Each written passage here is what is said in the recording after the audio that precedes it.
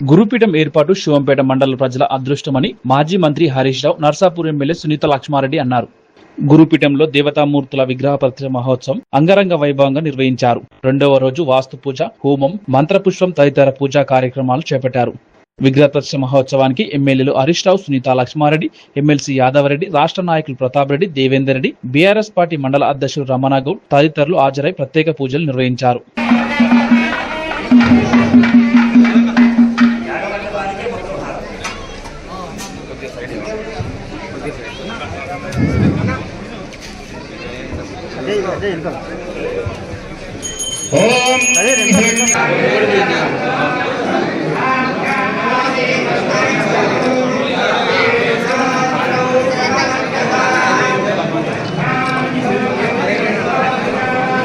కొంచెం జరుగుతుంది.